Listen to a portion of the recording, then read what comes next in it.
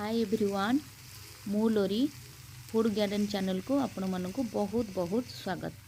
आज चलतु गोटे अंडार नुआ रेसिपी शिखा।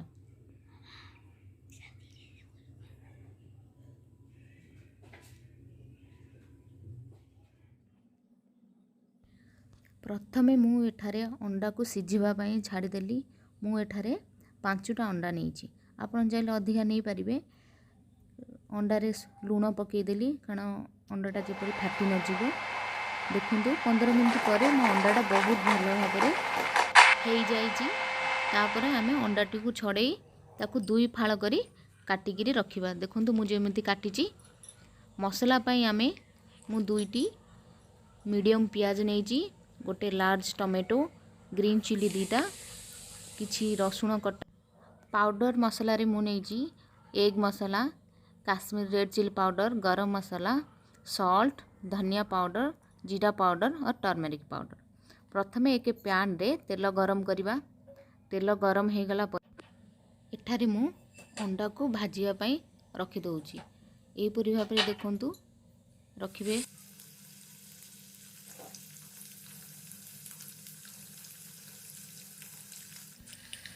एठारे मु लूण आउ हल्दी पाउडर दे अंडाटी को भल भाव फ्राए करने।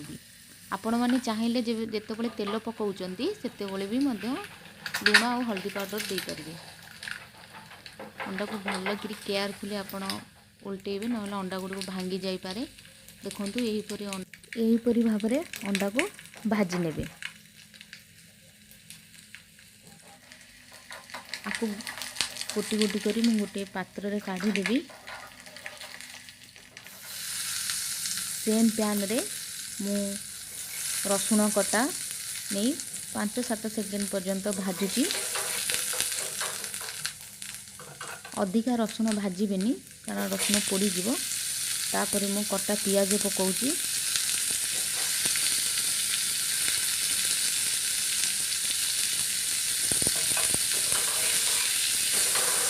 पियाज को पकाई भल कि गोलाई नेबे। देखो किसी समय पर मो पियाज टी भाजी हो जाइए। मु टमाटो और ग्रीन चिली ऐड करदेवी।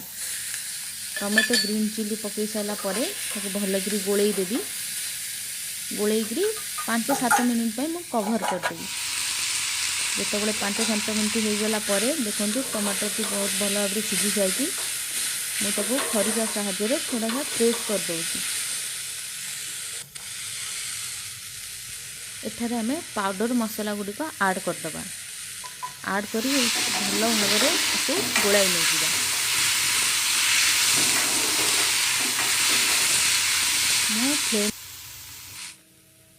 मु एठारे फ्लेम लो रखी कारण एठारे मसला पोड़ी जीवार भी चांस थाए। एठारे देखि पारते मु जमा एठारे पानी देनी तेणुक मसलाटी पोड़ी जाई पारे। एठारे मु धनिया पत्र ऐड कर देछि। धीरे धीरे अंडाटी को ऐड करदेवे। बेसी गोलेबेनी कारण गोलेले अंडाटी भांगी जीव। मु धीरे धीरे करके ऊपर सब मसला रखी दउची।